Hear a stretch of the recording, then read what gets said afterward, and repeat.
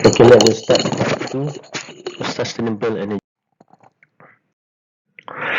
Okay, kita tengok dulu what is the sustainable energy management roadmap ataupun SEM, sustainable energy management. Dia ada roadmap lah atau hala tuju lah. In the roadmap biasanya kita akan ada 4 A, B, C phase lah, fasa A, fasa B, fasa C dan fasa D. Okay, saya akan terangkan satu-satu. Permulaannya kita akan tengok evaluation of our organisation. Kita evaluate, kita nilaikan kita punya organisation ni apa status dia. Kita akan gunakan energy management matrix. Nanti saya akan terangkan lebih detail. Kemudian selepas kita tengok, kita evaluate kita punya status, kita tengok organisation preparation. Ini phase B. Organisation punya preparation. Sama ada tak energy policy, ada tak energy committee, atau kita perlu set up energy management punya komponen. Macam mana cara nak implement energy management dekat organisation. And then kita akan buat awareness training. Okay. So kalau all this energy preparation ni dibuat dekat satu organisation tu boleh diiktiraf untuk mendapat energy management gold standard 1 star. 1 star. 1 star. And then phase C ialah implementation of energy conservation measures ataupun energy saving measures. Ini dekat sini you buat dokumen saja. Dekat phase B you buat dokumen. Dekat C ni you implement what you have written dah. Macam ISO dia cakap do whatever you write, write whatever you do and do whatever you write. Dia bila dah jadi documentation, you have to see the implementation lah. So before you do this implementation, sebelum awak nak buat energy saving measures ni, you kena ada energy audit dulu. You audit you punya penggunaan tenaga macam mana. And then after you audit, you have to have target and plan. Macam mana nak kurangkan tenaga. Target dia berapa target? 5%, 36%, 10%. And then dia punya planning macam mana nak kurangkan. And then you have to set up SIT, Sustainable Improvement Team. And then this Sustainable Improvement Team is a technical team. You have to give them technical training. Okay. Kalau you buat ini, satu organisasi yang buat ni, dia layak untuk mendapat energy management gold standard 2 star. 2 star. Okay. Fasa D, you integrate system integration. Bila you dah ada documentation, you dah ada implementation, then you ada system lah, energy management system. So you integrate to the organisation punya system. Integrate, kalau macam UTM kita ada ISO dokumen, so kita punya energy management punya documentation pun kena dalam ISO. And then ada procedural training. Maknanya you dah emergekan energy management system tu sebahagian daripada management system punya prosedur. Okay, kalau benda ni semua ada, sebab ini penting untuk sustainable lah. Kalau sistem tu dah ada dalam organisation punya documentation, maknanya itu kena buat. So you akan sustain lah. And then you can get the 3 star. Di Malaysia ni cuma ada UTM, IJN, Institut Jantung Negara, dengan Hospital Likas Sabah. Ini 3 saja yang dapat energy management 3 star certification. Yang lain semua tak dapat lagi. Okay, UTM kita setelah mendapat 2 star, we are going towards 3 star. Okay, kita tengok satu persatu. Phase A, evaluation of energy management status tadi. Dia sebenarnya dia guna ada matrix lah. Dia beri list, and then dia tengok matrix. Matrix tu dia tengok apa? Dia tengok sama ada polisi kita ada ke tak. So polisi kita dekat mana? ranking ke berapa, ranking 1 ke 2 ke 3 ke 4, ada 4 lah matrix lah. So tengok polisi baru mula ke, dah mula ke. Kalau bagus, dia akan dapat ranking 4 ataupun level 4. And then ada tak energy team? So energy team tu ada wujud dan aktif, dia akan dapat 4. Tapi kalau ada energy team tak aktif, dia dapat 1 atau 2. So macam tu dia bagi index lah, ataupun dipanggil energy management index, EMI. And then tengok motivation and training practice, ada buat ke tak. And then tengok information system, ada tak information system untuk beritahu yang you punya satu-satu organisation tu membuat energy management atau tak. And then yang kelima ialah marketing. Marketing ni macam awareness lah, beritahu pada staff semua dah tahu dah energy management is being practiced in UTM. And lastly, investment. Yang paling penting dengan energy management, dia akan tengok sama ada you invest duit untuk buat energy management atau tidak. Sebab apa? Kalau you nak buat satu-satu energy saving measures, you have to use resources dalam organisation. Macam UTM, kita perlu staff yang buat energy management measures. Dan bila staff buat ni, masa diperlukan, jadi maknanya dia ada masa 1 jam tu berapa gaji yang dibayar pada staff tu. Itulah investment untuk organisation tu melakukan atau melaksanakan energy management system.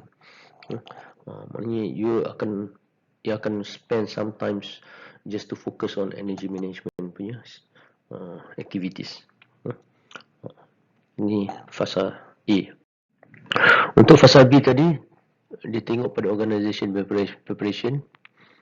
Bila you dah tahu current status of your organisation, you mesti ada energy manager. Energy manager pula dia recommend macam mana to improve the usage of energy in the organisation. Macam mana nak buat saving, macam mana nak kurangkan tenaga lah. Normally the task in this stage will consist, energy manager tu akan buat komiti, dan komiti tu akan wujudkan energy policy. Untuk energy policy ni macam rules and regulation lah. Dia mesti ada guideline lah, macam mana nak kurangkan penggunaan tenaga. Ada cara dia. And then dah set up komiti dengan team, identify pula centers, EAC. EAC macam satu zone, ada satu organisation yang ada 4 zone. Tiap-tiap zone tu ada bangunan-bangunan dia. Jadi tiap-tiap zone tu kena ada komiti dia yang menjaga pengurusan tenaga, yang menjaga data tenaga yang digunakan. Kalau UTM kita ada 2 zone saja, zone 1 dan zone 2. So satu zone tu ada seorang penyelaras pengurusan tenaga. Dia akan tengok penggunaan tenaga kat zon-zon tertentu. And then dekat each building punya block atau PTJ ada satu komiti yang akan tengok penggunaan tenaga dan tengok apa yang boleh dibuat untuk kurangkan penggunaan tenaga. Mesti ada measures ataupun activities, improvement activities. And then prepare process mapping of each EAC and identify control parameters. Apa nanti data yang perlu ada dalam tiap-tiap building block. Dan kena ambil dan simpan data untuk buat analisis. And lepas you buat analisis, you should have calculate energy index. Macam kalau satu building tu, kita ada index, building energy index, kilowatt hour per meter square per year. Daripada unit tu kita tahu penggunaan berapa banyak penggunaan tenaga dalam 1 meter square area dalam masa setahun. Itu index yang dia tengok. Itu panggil building energy index. And then ada determine overall energy baseline. So energy saving target. Bila kita ada baseline, and kita tahu baseline ni biasanya sebelum kita buat apa-apa aktiviti, kita dah ada database untuk penggunaan tenaga kita. Kita tengok daripada tenaga TNB punya bill, kita tahu kita punya energy usage. That one for 1 year kita boleh jadikan sebagai baseline, and then kita buat energy saving target. So berapa kita nak kurangkan daripada baseline tu. And then kita measure record control parameters ataupun energy data. And then kita buat analysis, ni penting. And then prepare operational guideline for each EAC. Jadi tiap-tiap zone ataupun PTJ, pusat tanggungjawab ataupun building blocks kena ada guideline macam mana mereka nak control energy usage. Okay, and then we have to conduct awareness selalu maklumkan pada staff that we have to reduce power usage, and then control the overall energy index and follow up recommendation by operational guideline. Okay, dalam phase C kita ada energy conservation measures atau energy saving measures. Lepas kita ada saving target, kita juga buat measures macam mana nak kurangkan, apa langkah-langkah untuk kurangkan penggunaan tenaga. Okey, untuk langkah-langkah ni biasanya kita ada 5 main task dia. First of all, you have to buat energy audit, and then you identify apa measure, langkah-langkah yang perlu dibuat, and then you set up SIT, sustainable team. This is a technical team untuk buat energy saving measures tu. And then kalau ada perlu budget, buat budget. Lepas tu buat dia punya implementation plan ataupun ni buat gancat. Gancat. Bila nak buat, sampai bila kena buat, apa dia punya achievement, apa target dia. Okay. And lastly, you will conduct technical training untuk SIT ni. Give more technical training untuk faham. Contohnya dekat UTM kita ada chiller aircon lah. Kita macam mana nak kurangkan penggunaan tu, kita kena faham chiller tu macam mana. So kena bagi technical talk ataupun technical punya information pada setiap energy management committee untuk macam mana kita boleh kurangkan penggunaan tenaga aircon kita. And lastly, phase D ialah integration. So this one to integrate the energy conservation practice into the working procedures of the organisation. Maknanya apa-apa yang kita buat untuk energy management system ni, dia ada working procedure dia. Dia panggil EMWP, Energy Management Working Procedure. Dan kita nak dia integrate dalam organisation punya system. So dia kalau you ada ISO macam UTM,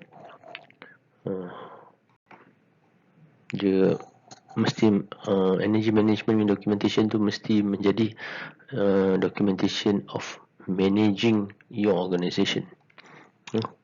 Okay, untuk buat system integration dia ada 5 task juga. You set up monitoring and verification procedure. You identify internal audit and external audit system, and then you verify the monitoring and verification result, and then apa energy saving conservation practice can be integrated. Lepas tu set up standard working procedure for energy conservation, and then buat post audit and evaluation plan untuk energy conservation. Biasanya kalau energy conserve tu mesti ada target lah, 5% ke. Macam UTM kita punya target every year untuk kurangkan 5% setahun of energy usage. Last sekali, conduct system training to make all the staff understand the post audit working procedure and evaluation plan.